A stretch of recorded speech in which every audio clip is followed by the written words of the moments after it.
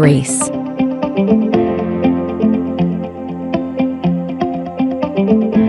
Grace. Grace. Grace.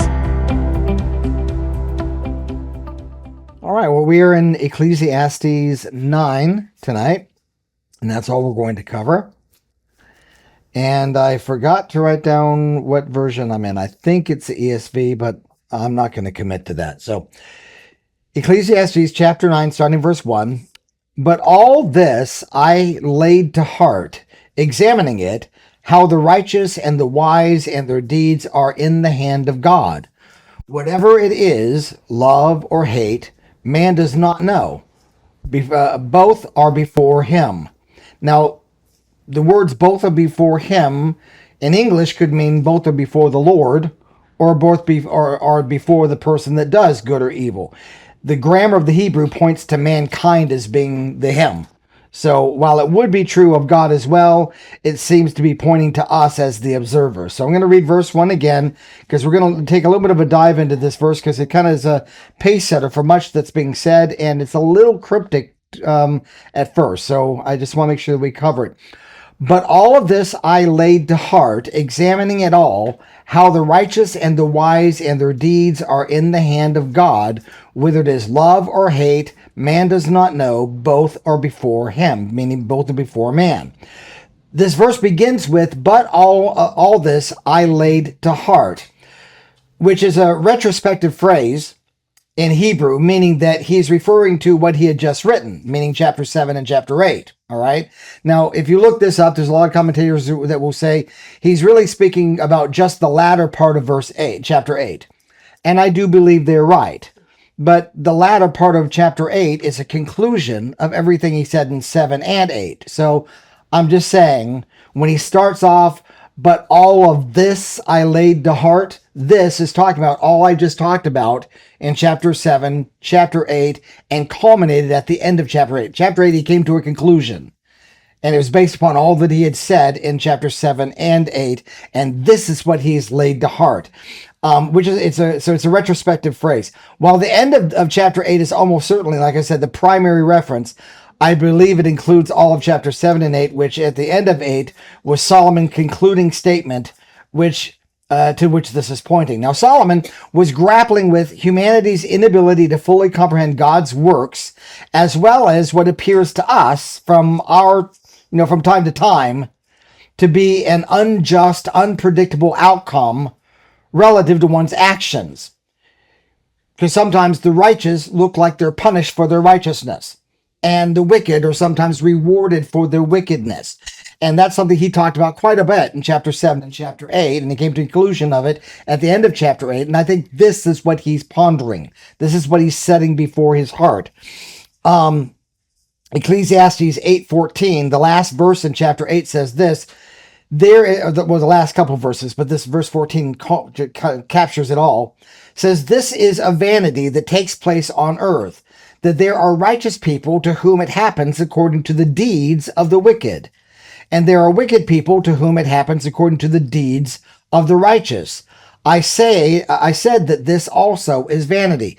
Now, this is kind of important because of the fact that what he's setting before his heart is an idea that is not consistent with the way life works.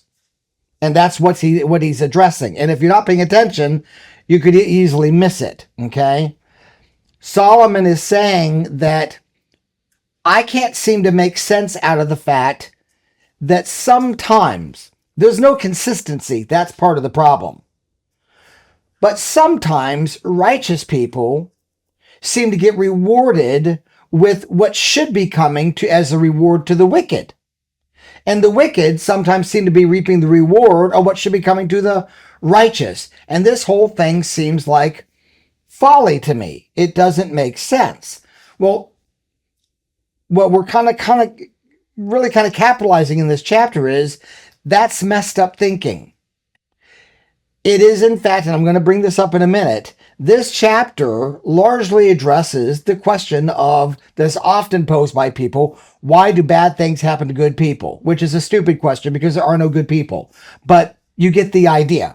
Why do bad things happen to people who are relatively good comparison to a murderer is really the question that people are asking. They're not really good. They're just somewhat better than the guy that killed someone. But it's all sin. I mean, we're all sinners. We all have got sin in our nature, and we sin quite a bit in our life. There is absolutely no one who is definitively good. So it's a flawed question to begin with, but he's addressing it, and you can see he's coming from that angle because he's presenting it as though in his mind it makes sense that if I keep on doing good all my life, I should reap good. And if a person is doing evil all their life, they should reap evil. But what I observe is that sometimes it doesn't work that way. Okay? And so he kind of addresses this, but not really in a way that in English is a head-on, this is why, So it's kind of buried in some of the ways that he words things and illustrates them. So I just want to tell you that going in the gate, and I'm going to repeat some of that a little bit later on. But the second half of this first verse pivots forward away from being retrospective of what he wrote in chapter 7 and 8 as a type of groundwork to explain the bleak, unpredictable realities of life under the sun. And you guys are very familiar, been dealing with that since before we even opened chapter 1, that virtually everything Solomon says in this book is referring to life on the planet while you're breathing in a physical body. Very, very, very little reference to eternity or to the fact that, in fact, there is justice in the final end because he's representing under the sun as the only end there really is. All right. Now, he knows better, but that's the way he's writing it. Okay. So you need to understand that. Don't lose sight of that, I guess is what I'm saying.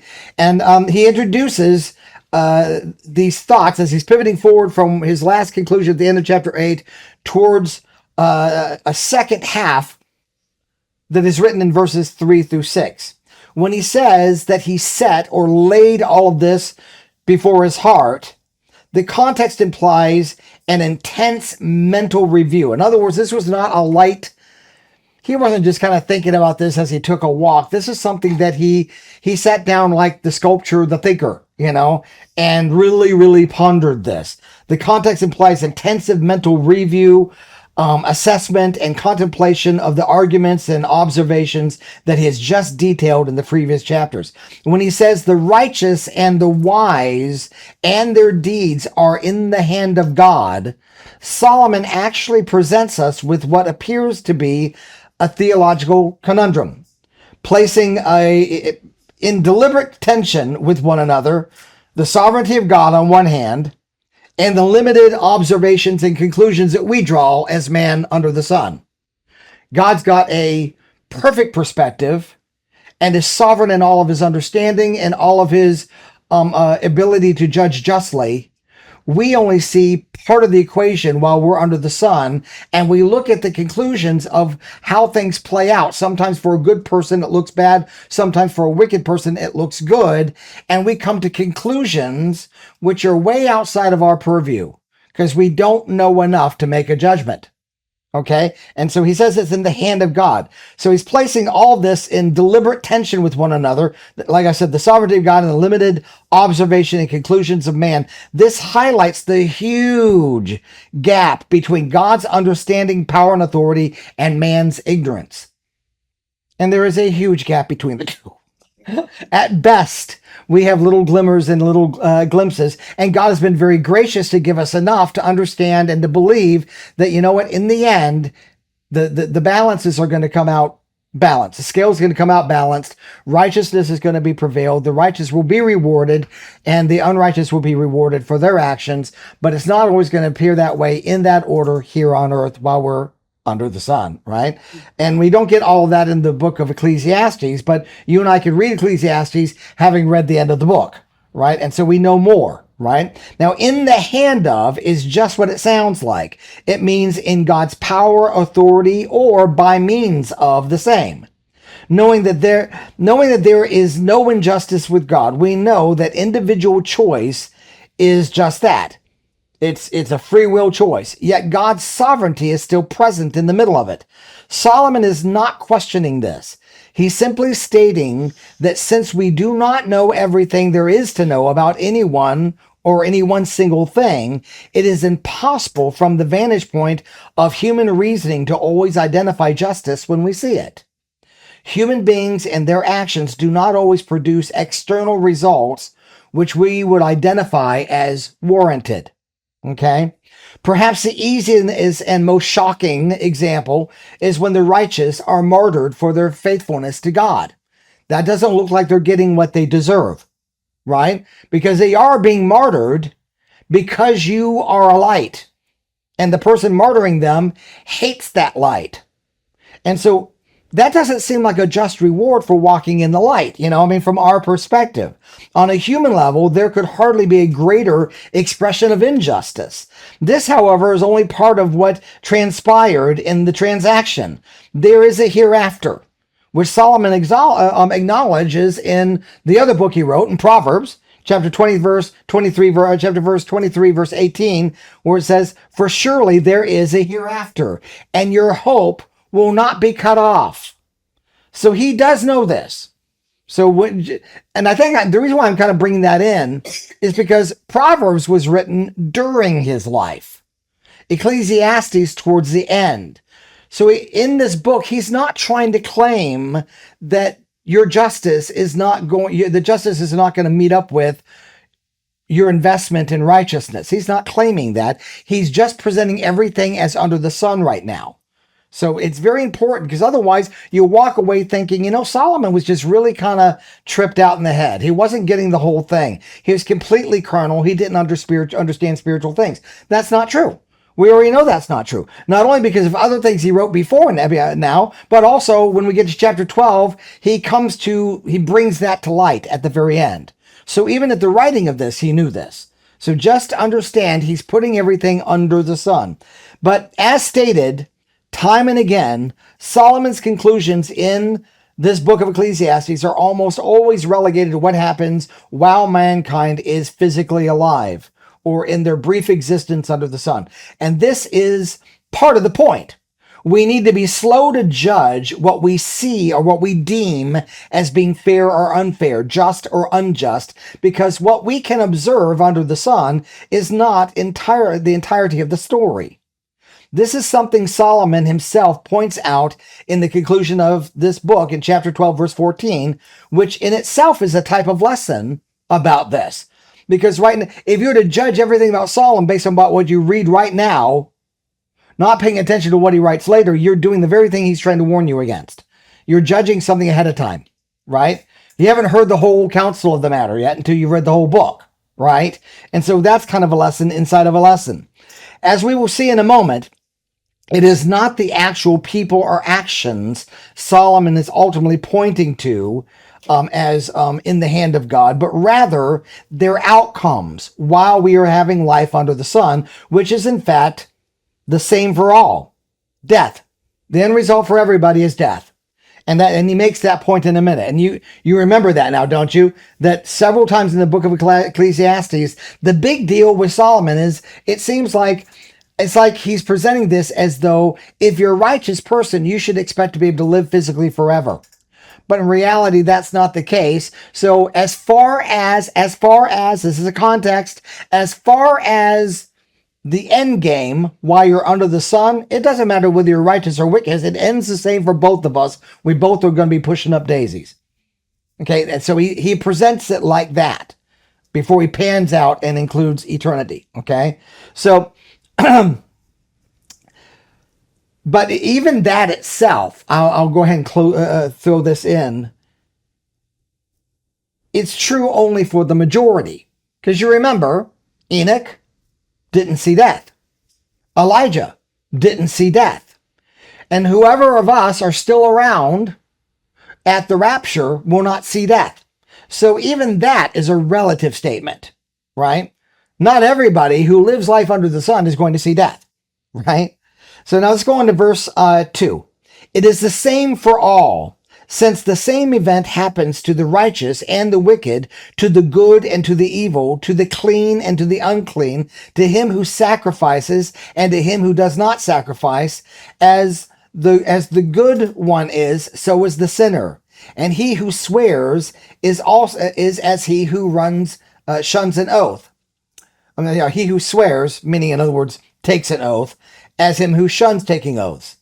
This is an evil in all that is done under the sun, that the same event happens to all. Also, the hearts of the children of men are full of evil. That kind of deals with the why do bad things happen to good people? Because there is no good people. There's evil in every heart, right? He says, the hearts of the children of men are full of evil, and madness is in their hearts while they live. And after that, they go to the dead. There he gets to the point right there. We all reap the same thing, right? Now, the following statements support my previous statement regarding the fact that this is largely, if not exclusively, being presented in light of the conclusions or the ends that all men die. Verse 4 and 5. Well, through 6 actually. But he who is joined with all the living has hope. For a living dog is better than a dead lion. For the living know that they will die, but the dead know nothing. And they have no more reward, for the memory of them is forgotten. Now, again, pay attention. He's not saying they will get no reward from God. He's saying they'll get no reward under the sun. Are you hearing me? You're dead. Your chance to get an award is gone from among men. And you'll see that's what he's talking about in a minute. I just want to point it out to you.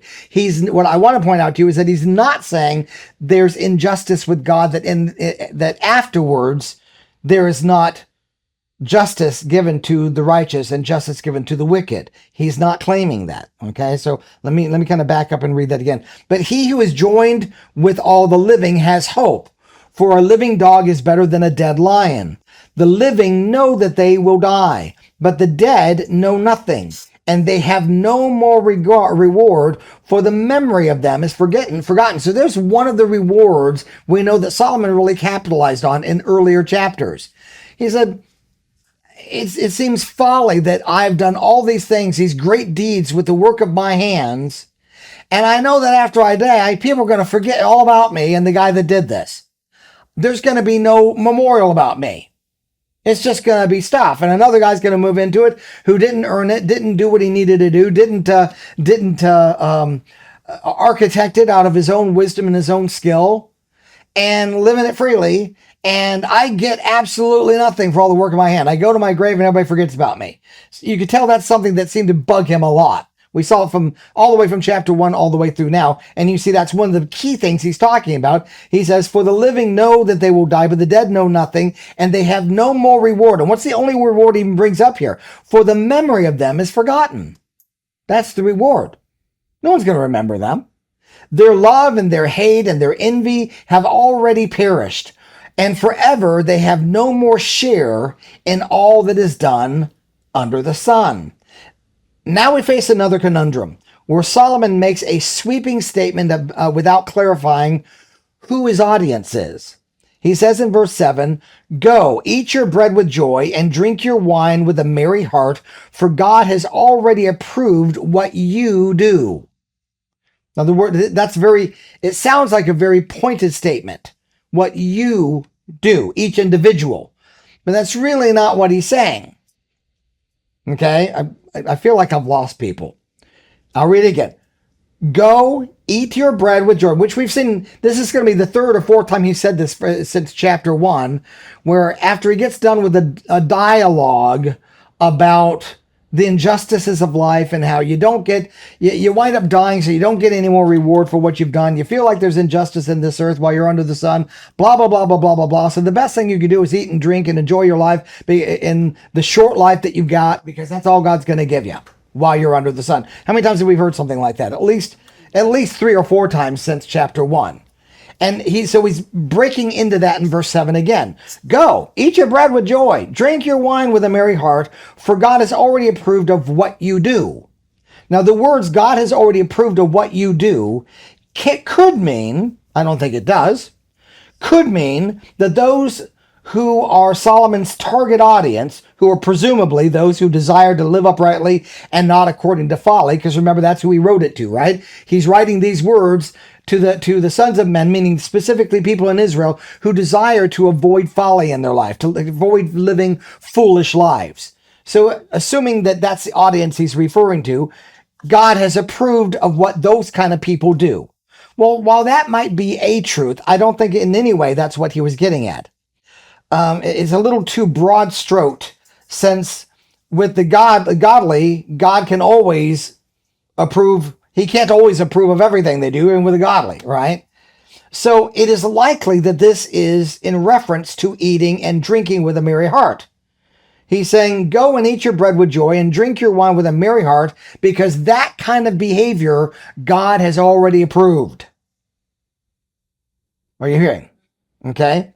It's likely this is referring to eating and drinking with a merry heart because, according to Solomon, these are things God has already sanctioned and willed for mankind. He actively delights in our enjoyment of life's basic, simple pleasures. Well, we know that's true. Don't we know that's true?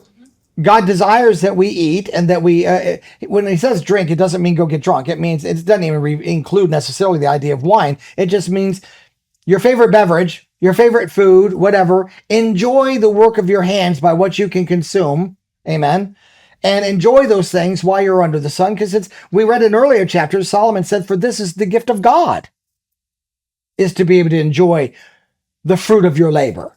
And so that's what he's really saying here. He's not saying God approves of every little thing that you do as an individual. He's saying that if you decide to not get all depressed about life, but instead allow your heart to be filled with joy in your eating and your drinking and do it with a merry heart, that's the kind of behavior that God's approved. Okay, that's what he's getting at.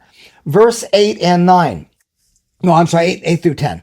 Let your garments be always white. Now he's giving some instruction about how you should live your life. Let your garments always be white. Let not oil be lacking on your head. Enjoy life with the wife from whom you love all the days of your vain life that he has given you under the sun, because that is your portion in life and in your toil at which you toil under the sun.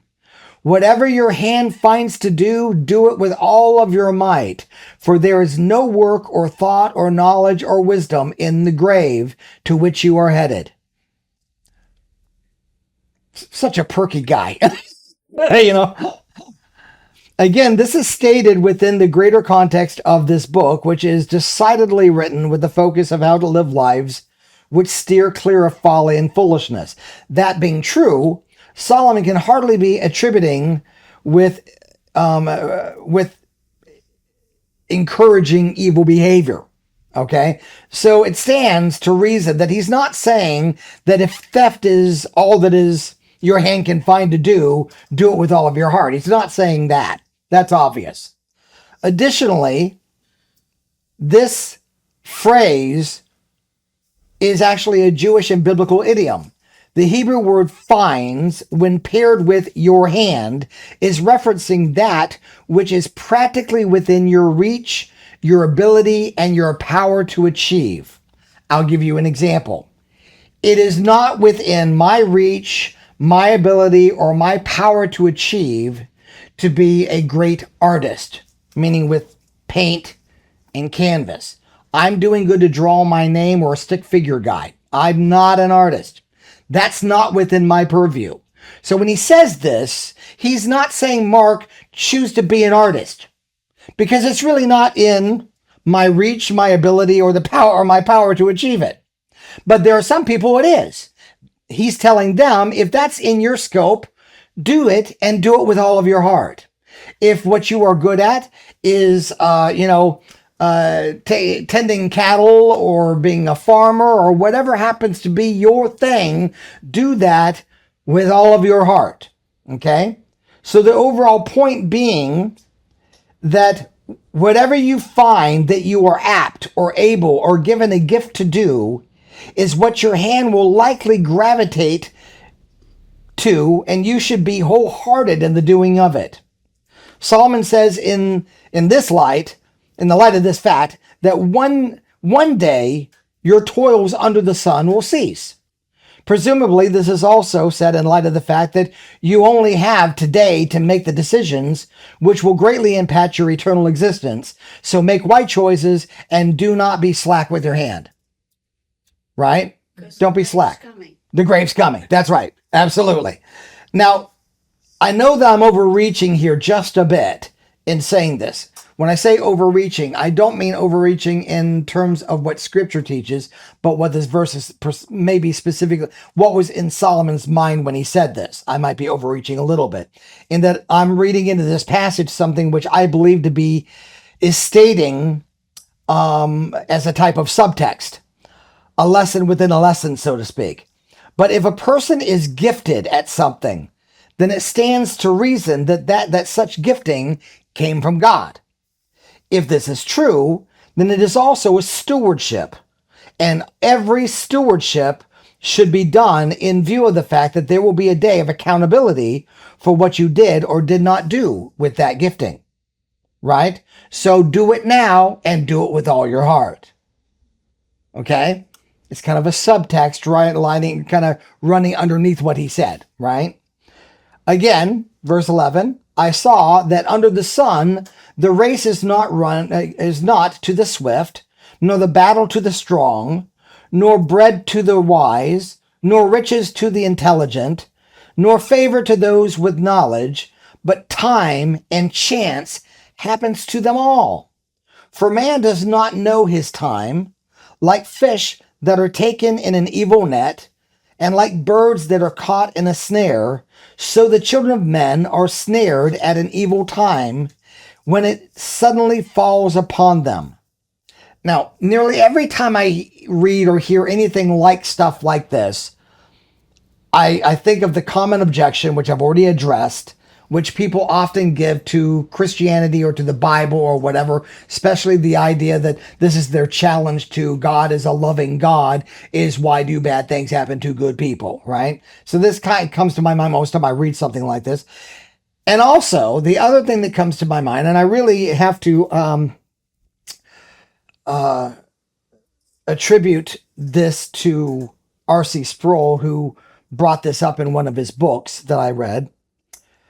And that is what often comes to my mind in the thinking along these lines is a passage, a very singular passage, which appears only in the Gospel of Luke, in Luke 13, verse 1 through 5, which I believe captures in a few words what Solomon has been saying for chapters now.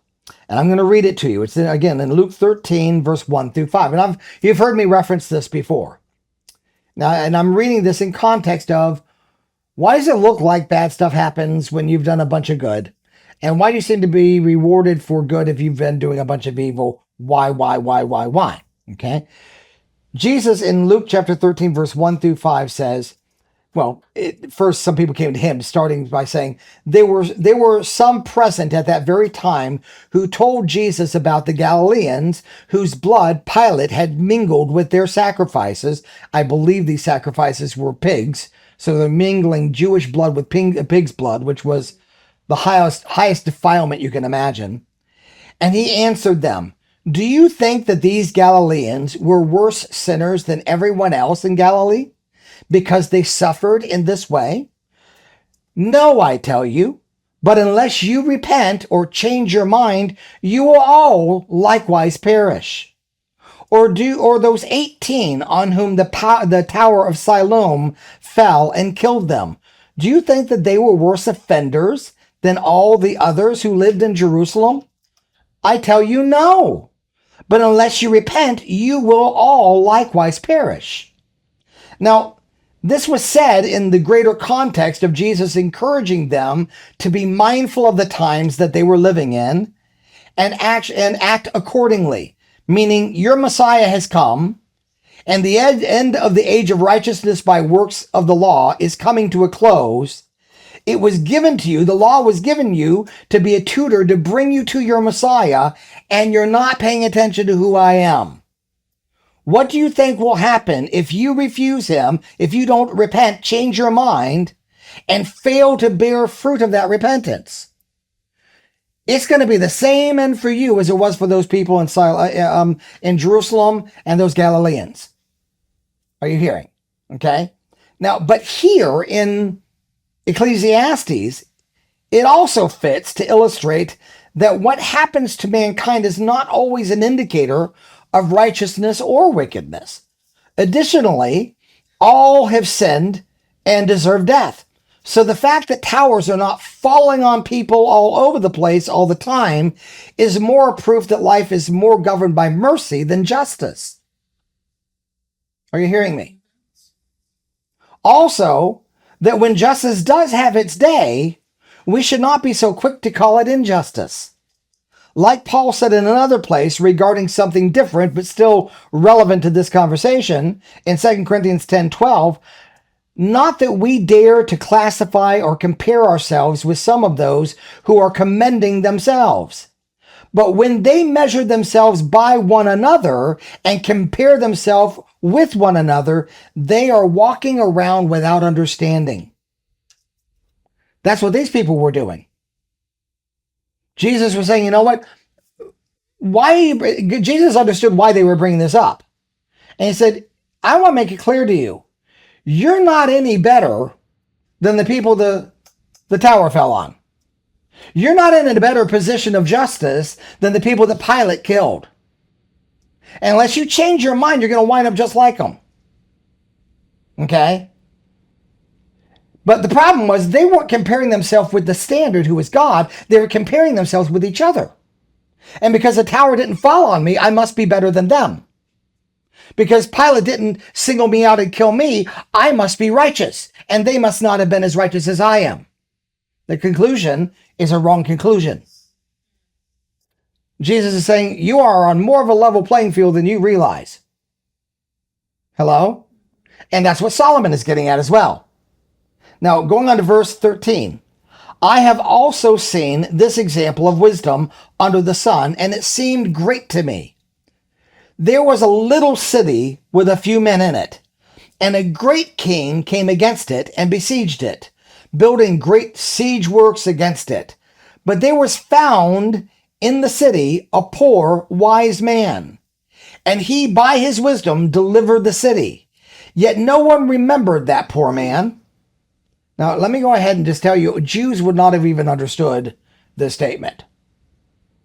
Because to them, if you were wise, wise and poor don't equate with one another.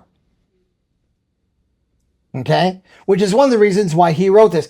This book is loaded with a bunch of extremes that are meant to shock thinking. Now, it doesn't always shock our thinking. A lot of times it does. Sometimes it doesn't, because you and I realize there could be a poor person who's very wise.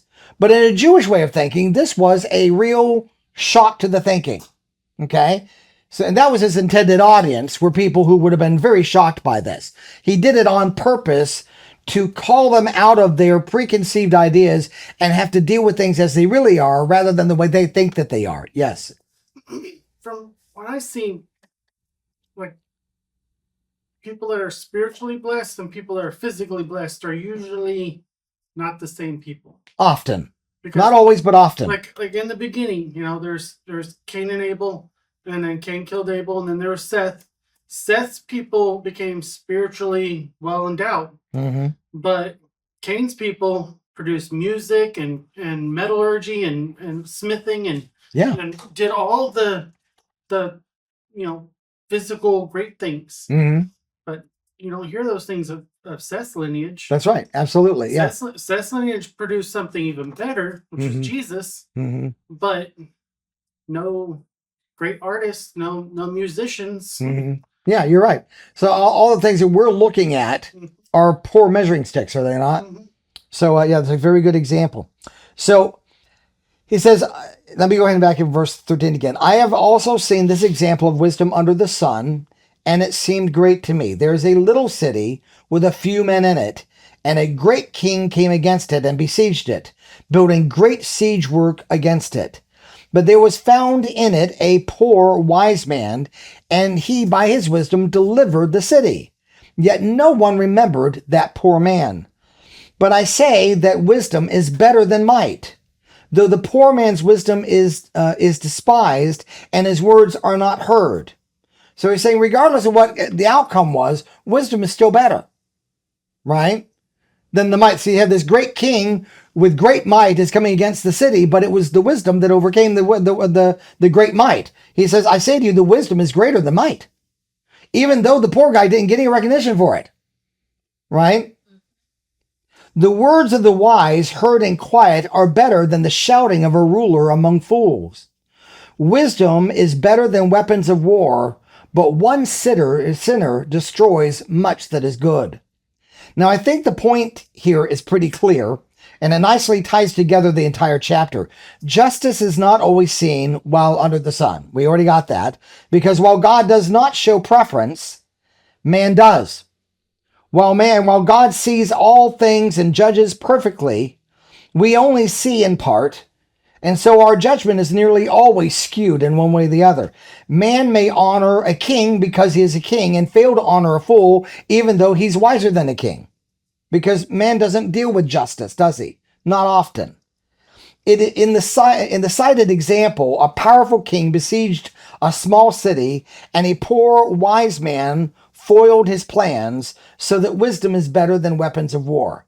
Notwithstanding, they failed to honor and recognize the poor man, which given Solomon's focus on these chapters, represents a great evil. He hates the fact that a guy can do the right thing and not be rewarded for it. Or that people show preference because this guy was poor. Now, if it had been a king that had done something wise, they would all lauded him for it. But because he was poor, they ignored it. This is a great evil, great evil. And he's all kinds of uptight about it. The wisdom and the advice of this poor man did not serve him in terms of honor and prestige. He was forgotten. The words were literally heard. I mean, it says, even though he's not heard, but we know his words were literally heard. But in Solomon's view, they were not, because the only one who spoke them was forgotten. The wise counsel of the fool, they heard the wisdom, but they forgot the guy, and which Solomon represented as destroying what was good, because to him, you can't separate the good that was done from the person that did it. And if the person that did it, if they receive the wisdom that he gave and it delivers the city, but they don't honor him, then they've destroyed any good that came out of this. Well, that's really not entirely true. The city was still spared, wasn't it? But from Solomon's perspective, under the sun, as a human being, the reward I get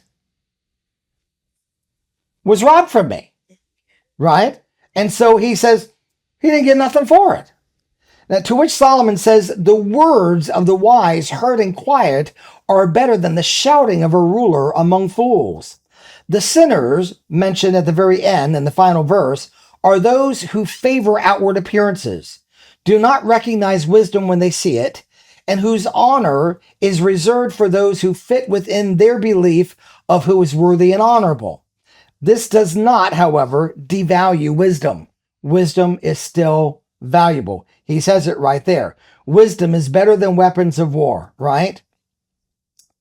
Wisdom is very valuable regardless of who acknowledges it or you. But one thing stands sure, one sinner does much to destroy good and reduce it to some degree of disorder. They take the order that is brought through wisdom and they bring disorder to it. And they destroy the work that wisdom does. Okay? And that's a true statement. The evil, the ungodly, the wicked do much to destroy what is good. In the end, they really don't destroy good itself, because they'd have to destroy God to do that. But they distort it so that it looks like it's something that it's not. Like they'll attribute the wisdom of a fool to somebody else.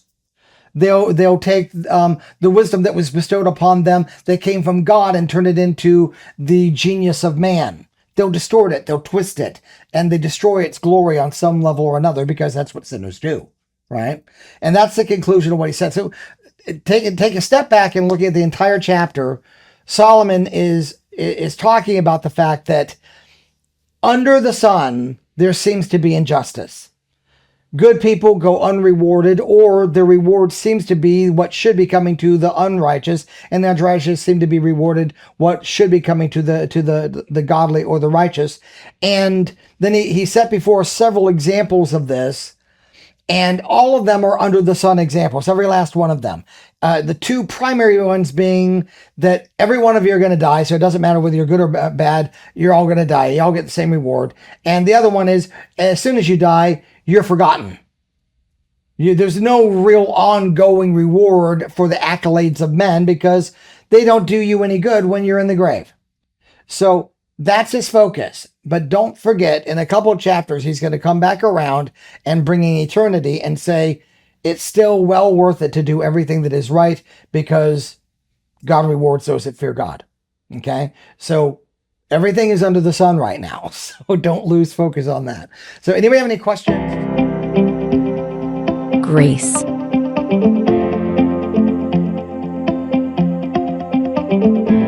Grace. Grace. Grace.